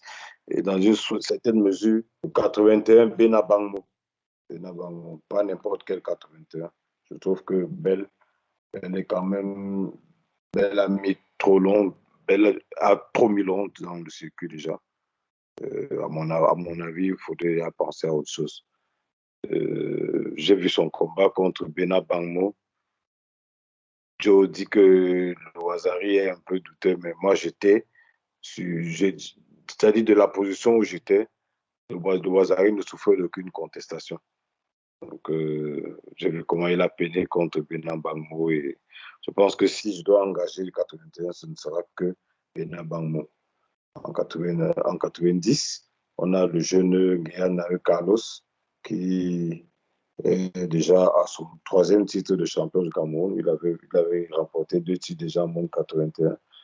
Et il est monté en 90 où il a fait champion cette année. Il a fait les championnats d'Afrique chez les cadets, chez les juniors l'an dernier au Kenya, où il a fait vice-champion d'Afrique. Il a fait médaille de bronze également, puisqu'il faisait plusieurs compétitions à la fois. Il a été à Tunis, où malheureusement, ça ne s'est pas bien passé. Il a gagné son premier combat et il a perdu le reste. Donc, je crois que lui aussi, il a une marge de progression assez constante, autant que, comme tu dis, à moins de 73. Donc, et puis on a le phénomène Kwanchoa Ahmed, qui monte. Donc, si je devrais engager, ce serait, comme j'ai dit, plus haut, 60, 66, 73, 90 et Benabangmo en 81. Moi, si je devais engager des garçons, je pense qu'il n'y aurait que 2 catégories. Ou 3. Les plus de 100, les moins de 90, les moins de 81. Je m'explique. Chez les plus de 100, parce que on a un garçon comme Tombou qui est un vrai guerrier. Parce que ce qu'on ne remarque, ce qu'on ne perçoit pas quand on n'est pas à l'extérieur, c'est un garçon de cette taille qui affronte des gars qui ont ce type de gabarit. Il faut que naturellement ce soit un combattant, ce soit un guerrier, ce soit quelqu'un, un bagarreur. C'est quelqu'un qui n'a pas peur d'aller affronter des Goliaths. Et ça, au-delà de ses dispositions physiques et techniques, c'est quelque chose que peu de judokas camerounais ont. Il faut se dire la vérité. J'ai fait des stages, j'ai encadré beaucoup d'enfants. Et je peux dire qu'ils ne sont pas nombreux, ceux qui continuent à avancer quand commence à avoir le feu au sol, quand ça commence à devenir extrêmement difficile. Tombou est de ce bois-là. Donc, je pense que lui peut performer. Et puis, aujourd'hui, il commence à avoir la stabilité. Après, est-ce qu'il peut faire plusieurs podiums? Je pense qu'il a un déficit ou un handicap technique qui peut être problématique au très haut niveau. Entre nous, au Cameroun, là, ça peut passer. Il peut surprendre les gens par sa vitesse d'exécution, par sa puissance, mais au très haut niveau, après 2 combats, il peut devenir facile à lire. Est-ce qu'il pourra en ce moment gagner des combats? La question est très ouverte. Je prendrai aussi les 81 parce que si un mec comme Beina finalement devient le patron devant un mec comme Bell, ça voudrait dire que Beina a pu battre quelqu'un qui avait le niveau africain, qui avait la capacité, qui est sorti, qui a le niveau international, même si ce n'est pas vraiment un cadeau international, mais il a pu dévorer quelqu'un qui avait le niveau international. Donc, je suis plus rassuré dans sa capacité à faire la performance. Pareil pour les 90, sous réserve que des gens comme Ombiono Stéphane, par exemple, reviennent. Mais même si tu n'as pas d'Ombiono Stéphane, mais que tu as des Ngankou, tu as des Jet qui, même s'ils n'ont pas été des très gros adversaires de Dolassem, ce sont des gars qui ont survécu à l'époque de Dolassem, qui, malgré la domination sans partage de Dolassem, ne sont pas partis de la catégorie, ne sont pas devenus subitement des plus de 100 ou des moins de 81. Ils sont restés là, se sont battus quand même. Donc, c'est des mecs, tu sais, si un enfant, quelqu'un comme Vladimir, il arrive, qu'il les dévore, tu peux te dire, peut-être le garçon a quelque chose qui peut faire valoir au niveau international. Moi, c'est vraiment les 3 seules catégories pour lesquelles je peux prendre le risque de sélectionner quelqu'un. Après, un joker serait les moins de 60. Je dis un joker parce que finalement, celui qui est comme garant du niveau compétitif de la catégorie, qui est Jomo Christophe, semble ne pas être suffisamment solide pour qu'on se dise que si des Ahmed ou des Kamajou le traversent, dans le dévore, est-ce que ça veut dire qu'ils ont le niveau international? On n'arrive pas à être sûr parce qu'il est trop fragile. Mais moi, les 3 catégories, c'est ça, les plus de 100, les moins de 90, les moins de 81. Après, il peut arriver que les 73, effectivement, ce ne soit pas juste une sensation au niveau national, mais que ce soit confirmé à l'extérieur. Mais j'ai l'impression que le niveau dans ces catégories est encore un peu faible. Et donc, on va peut-être parler un peu des filles, parce qu'il n'y avait pas que des garçons à ce tournoi. On a eu beaucoup de confirmations. On a par exemple Baba qui a conservé son titre en 52.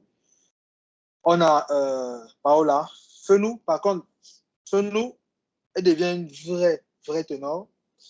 Et ça me plaît beaucoup la catégorie de 57 pour beaucoup de raisons. La première, c'est que j'ai une ancienne boursière du collectif Jeune Pousse et une actuelle boursière du collectif Jeune Pousse qui sont dans la catégorie. La personne de Jonah qui était notre boursière et puis de Poira qui est notre boursière actuelle. Donc, on a comme 2 enfants qui nous plaisent vraiment beaucoup parce qu'ils sont des boursiers, des anciens boursiers de l'association. Mais surtout, ce sont des filles pratiquement de la même génération. C'est vrai que Jonah est peut-être un peu plus âgé, peut-être 1 ou 2 ans. Mais ce sont des filles qui sont toutes jeunes et qui, de mon point de vue, représentent le futur de la catégorie. Est-ce qu'elles vont se développer? Est-ce qu'on va avoir quelque chose qui est suffisamment intéressant, qui va nous délivrer un peu de la bouillie qu'on avait l'habitude de voir en 57? Je ne vais pas nommer qui était la patronne, mais on avait quand même beaucoup de bouillie que cette patronne nous servait. Et j'espère que ces petites filles-là vont venir nous délivrer de ça. C'est le feeling que j'ai. Donc, on a Fenou qui n'est pas vraiment en mode de confirmation, mais qui montre qu'elle a une valeur montante qui arrive. On a Abona, par contre, qui est la nouvelle championne en 63. Il faut savoir que l'ancienne championne, c'était Etoa. Et Etoa qui finalement a fait 3. Etoa semble être sur la pente descendante. Pour quelle raison, je ne sais pas. Mais ça commence à se passer très mal à la fois sur le plan national et sur le plan international. Est-ce que psychologiquement, elle commence à rentrer dans sa coquille? Qu'est-ce qui se passe? Mais Etoa semble vraiment être en perte de vitesse. Et au plus mauvais moment, à quelques mois parce qu'on est déjà en avril 2023, donc ce qui veut dire qu'il reste à peu près 13 à 14 mois de qualification pour les Jeux Olympiques. C'est vraiment pas le meilleur moment pour commencer à sortir des discipline. En 70, on a bien mis qui a confirmé face à quelqu'un qui commence à devenir son némésis, à savoir Dikoum, qui est aussi notre boursière. En 78, on a Djengue Moune, qui est notre boursière, qui est l'ultra championne. Vraiment, mes félicitations, Georgika. Je suis fier de ce que tu fais. Je suis fier de la façon dont tu progresses, tu grandis. C'est l'une des judokates les plus, je dis judokates, elle inclut même les garçons, les plus techniques. Dans ce sens qu'elle travaille avec toutes les catégories de techniques. En Shiwaza, fait épaule, hanche, jambes. Au sol, c'est l'une des rares qui n'hésite pas à clôturer ses combats au sol. C'est extrêmement rare pour le dire. C'est l'un des rares Camerounais, parce que je vais le dire avec le genre masculin, pour qu'on comprenne que c'est tout sexe confondu. C'est l'un des rares Camerounais qui gagne des combats à l'international en Iwaza, devant des Maghrébines ou devant des Maghrébins. C'est rare, c'est vraiment rare pour le dire. Donc, très content, Georgika, pour le travail que tu fais. Continue comme ça, ne prends pas la grosse tête, continue à bosser. Il y a un champion d'Afrique qui arrive, on compte sur toi. Et puis en 78, on a quelqu'un qui est devenu comme une habitude de la maison, Kamsu. Finalement, qui semble être suffisamment forte au plan national, mais peut-être pas assez forte pour le plan international. Donc, quelles sont vos impressions du niveau de la compétition chez les filles? Il y a quand même plus de compétitrices qu'avant. Est-ce qu'on a une sorte de régression du niveau? Est-ce que le niveau progresse? Est-ce que les choses vont bien chez les filles? Alors, chez les filles, on a beaucoup pas beaucoup, je vais dire, on a certaines qui se démarquent vraiment. Je suis très impressionné par la montée en puissance de Baba Matia, à 52 kilos, qui fait un excellent boulot. Elle me régale toujours de son petit balayage à Shiwaza qui marque toujours un nippon assez fracassant. J'aime voir la tête des filles à qui elle donne ça parce qu'après elle se lève, elle se demande mais qu'est-ce que la petite m'a fait? Du coup, je te jure, si moi je dois faire un montage vidéo, ça va passer toujours en tête de générique parce que cette petite, elle a un Shiwaza incroyable. Donc, après, tu as la petite Fenou qui monte en 57 kilos. Je crois qu'elle est encore, elle est cadette junior, je ne sais pas trop. C'est une petite qui monte. Je la vois venir. Je sens que j'ai un feeling. Je sens que cette petite va nous amener quelque chose de particulier dans cette catégorie-là. Bon, maintenant, on a celle dont tu n'as pas voulu parler qui s'est exportée un peu de l'autre côté. J'espère que son nouvel environnement va faire en sorte que elle puisse nous proposer quelque chose de bien meilleur que la bouillie qu'elle nous servait d'habitude, comme tu as dit. On verra.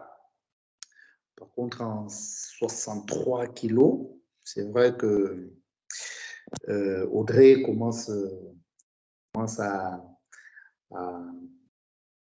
descendre un peu. Bon, je pense qu'au niveau international, ces derniers temps, il y a l'angolaise qui lui pose beaucoup de problèmes. Mais sur le plan national, pour revenir un peu sur la compétition du week-end dernier, bon, elle perd, elle tombe en fracas devant, je ne sais pas comment on appelle celle qui l'a battue. Le haut Tigari était tellement bien placé qu'il n'y avait rien à dire. C'était un nippon clair, net et sans bavure. Mais connaissant Audrey, je pense que c'est une qui va se remettre en question et puis on verra. C'est lors des prochaines séances, si elle tombe encore, que je pourrais confirmer que oui, là, sur le plan national, elle commence à avoir de sérieux problèmes. Par contre, en revenant revenons un peu sur Georgika, alors je dis chapeau à celle-là. Tu as tout dit, Alexis, il n'y a rien à dire. 7 moins de 78 kilos, elle nous propose un judo incroyable. Je l'ai vu, j'ai vu sa finale à l'Open de Luanda. Je pense que c'est une petite qui, si elle continue comme ça, peut nous amener une belle médaille d'or au championnat d'Afrique un jour. Parce que comme tu as dit, elle fait tout. Hein? Et j'ai été impressionné par son travail au sol parce qu'on n'en a pas beaucoup, comme tu l'as dit, chez les garçons comme chez les filles qui prennent le risque de s'engager dans le Newaza. Parfois, tu vas voir, on a des athlètes qui arrivent, qui sont même en position favorable pour tuer un combat en Newaza, mais qui préfèrent fuir le combat au sol. On ne comprend pas trop le pourquoi, mais Georgie Kai prend ce risque-là et c'est quelque chose d'assez impressionnant. Donc, je dirais chapeau à elle et chapeau aussi à son coach qui fait un très, très gros boulot. Jules Fauto, vraiment. La première fois qu'on a engagé cette petite au championnat d'Afrique, je me suis un peu mis en contre. Même pas un peu, je me suis farouchement opposé, mais cette petite, elle m'a fermé le clapet en me ramenant une belle médaille de bronze. Donc, et depuis là, elle ne fait que gagner mon respect. Vraiment, c'est une petite qui, je pense qu'elle va aller très loin. Puis après, en plus de 78 kilos, par contre, Gladys, bon, c'est quelqu'un qui, pour moi, je la trouve un peu clignotante. Un peu clignotante dans ce sens où elle est quand même assez longtemps restée dans l'ombre de Sophie Bella. Ça, il faut se le dire. Elle est quand même assez restée dans l'ombre de Sophie Bella. Je pense qu'en autant de rencontres, elle a pu battre Sophie seulement une fois. Hein. Je pense que c'était à Kribi.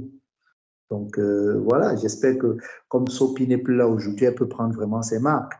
Bon, c'est une athlète que je ne suis pas beaucoup et que je ne vois pas trop dans les compétitions. Je ne sais pas si elle a fait une compétition en dehors de l'Open de Yaoundé, une compétition internationale en dehors de l'Open de Yaoundé, mais bon, j'aimerais bien savoir, j'aimerais bien voir ce qu'elle vaut à l'international, à un Open comme celui de Tunis ou je ne sais pas. Donc, on verra.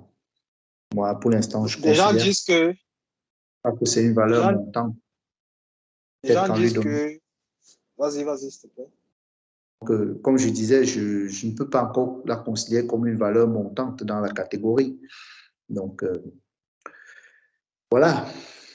J'aimerais bien voir quel niveau elle a en dehors de l'Open de Yaoundé où elle a fait, où je ne me rappelle pas trop de quel était son résultat. Donc, si Serge Cacero peut un peu nous éclairer là-dessus, peut-être qu'après, on pourra faire une analyse et savoir si on peut lui attribuer une valeur ou pas. C'est vrai qu'on a toujours un peu de. On est toujours très prudent avec les champions par défaut. C'est-à-dire ces champions, ces gens qui deviennent champions quand le champion s'en va. On a toujours une légère pointe de suspicion pour se dire est-ce que finalement il ne brille pas parce que l'autre n'est pas là. Et puis, vraiment, en ayant été un athlète de haut niveau, je pense que c'est la pire chose qui puisse vous arriver. C'est d'être dans une catégorie et de devenir le champion quand le grand champion est parti. C'est ça qu'il faut tout faire pour le dévorer avant qu'il ne s'en aille. Je suis content d'un gars comme Beina parce que je pense qu'il a la possibilité de dévorer quelqu'un comme Bell avant que Bell ne parte.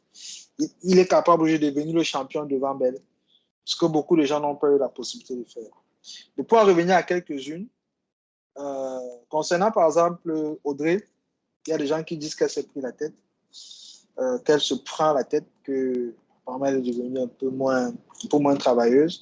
Mais là, vraiment, je joue la mauvaise langue parce que je n'ai aucun élément factuel qui me permet de confirmer ou d'étayer ce feeling-là.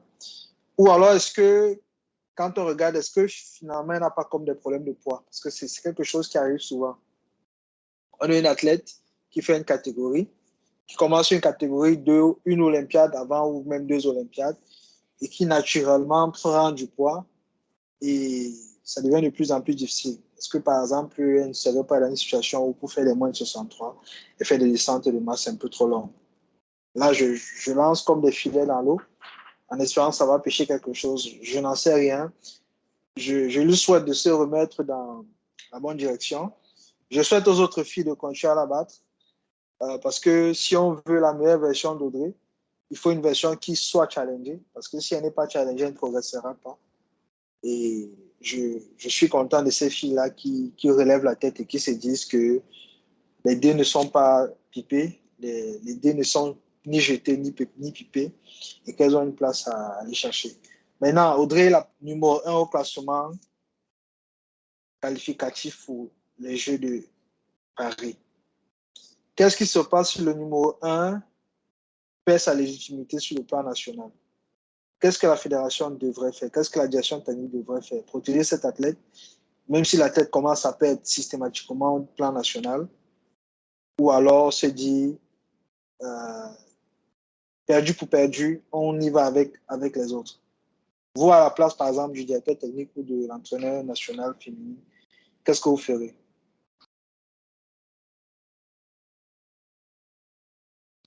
Oui, donc, alors, concernant Audrey, quand tu demandes si le numéro 1 perd sa légitimité sur le plan national, on va pas partir sur la défaite d'hier pour dire qu'Audrey est devenue moins performante ou alors qu'elle est contre-performante. Ce sont des choses qui peuvent arriver, on peut tomber. Pour le moment, si moi, en tant que DTN, en tout cas, moi déjà, en tant que pratiquant de la discipline, je ne vois pas comment est-ce que Audrey perdrait sa première place là maintenant. Honnêtement, je ne me pose même pas la question de si elle perd sa légitimité, qu'est-ce qu'il faut faire. Pour moi, elle ne peut pas encore la perdre. Elle est dans le pipe jusqu'à Paris et avec un peu de travail, un peu de chance, elle va se qualifier. Elle peut se qualifier pour Paris. Et de là, il y a imaginé un scénario catastrophe. Moi, je dis non. Quand tu vois la catégorie de moins de 63, Audrey domine la catégorie des pieds jusqu'à la tête. Des pieds jusqu'à la tête. Maintenant, il peut arriver qu'en cours de chemin, on fasse un faux pas. Ça peut arriver. Mais je ne pense même pas que la petite fille qui l'a battue l'autre jour soit capable de l'apprendre encore une fois. Je ne pense même pas. Donc, je préfère, si j'étais DTN, ne même pas y penser. Et maintenant, si ça devait arriver, bon, si on ne la met pas, parce que si on essaie de voir l'avance qu'il y a entre elle et son suivant, il y a très peu, normalement, a priori, il y a très peu de chances pour que si elle n'est pas là, que son suivant passe. Donc, pour moi, on la protège, on essaie de tout mettre en place pour qu'elle arrive. Et puis, voilà, si on y arrive, ce sera ça de gagner. Donc, ça, c'est mon avis sur la question. Il faut le prendre avec les pincettes parce que actuellement, Audrey a 208 points. Et bon, tous ces points, son meilleur classement, c'est son combat qu'elle a gagné à Tashkent au championnat du monde. Mais en dehors de ça, elle fait les autres performances, c'est deuxième à deux Open, deuxième à Dakar, deuxième à Yaoundé, et puis cinquième à Tunis. Ce que je veux dire, c'est que il suffit qu'une fille gagne un combat au championnat du monde et ou soit champion d'Afrique pour que Audrey passe à trépas. Donc ça positionne dans le classement des Olympiennes, des potentiels Olympiens, n'est pas si solidifié que ça. Parce que l'écart qu'elle a, c'est sur des classements qui ne sont pas difficiles à obtenir. Donc, il ne faut pas qu'elle se relâche parce qu'elle n'est pas encore sortie de l'auberge. Je dirais que les 5 premières, et j'ai dit même 5 premières, je ne suis pas sûr que Kumbala soit encore dans l'affaire, mais les 4 premières sont encore capables de se qualifier avec le quota continental, quand on regarde le classement.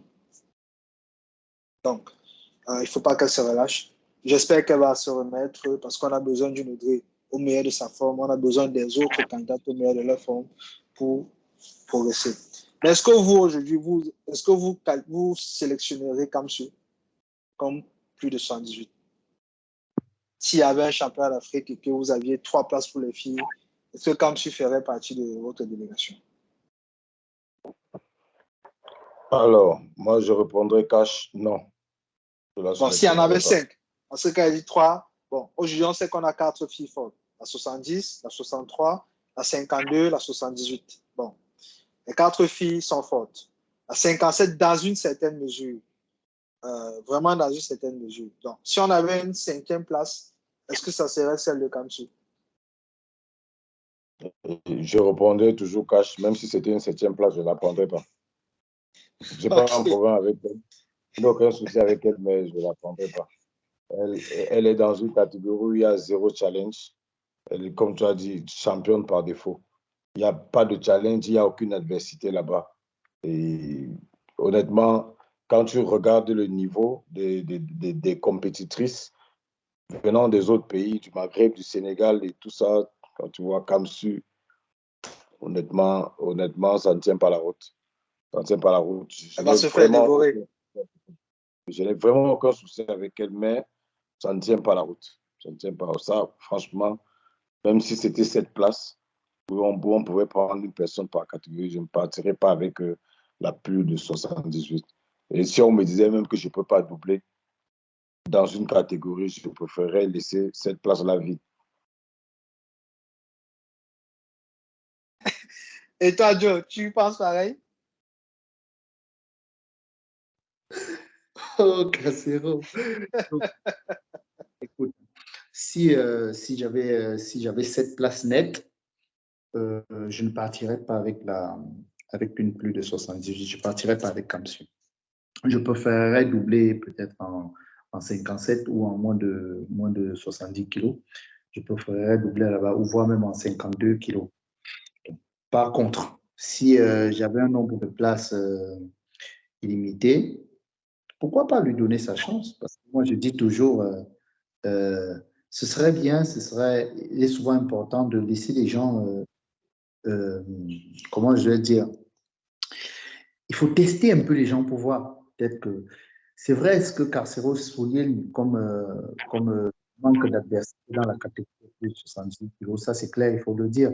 Parce que on n'a pratiquement personne là-bas qui lui donne assez de fil à retordre. Parce que quand tu regardes souvent une sorte qui part faire 6 mois, 8 mois, 9 mois au quartier, qui là-bas, il y a quand même des questions à se poser. Donc, si j'avais un nombre incalculable de places, oui, dans ces conditions-là, je peux engager comme ça. Mais dans le cas contraire, je rejoins l'avis de Casseron. Il n'y a pas encore suffisamment de challenge.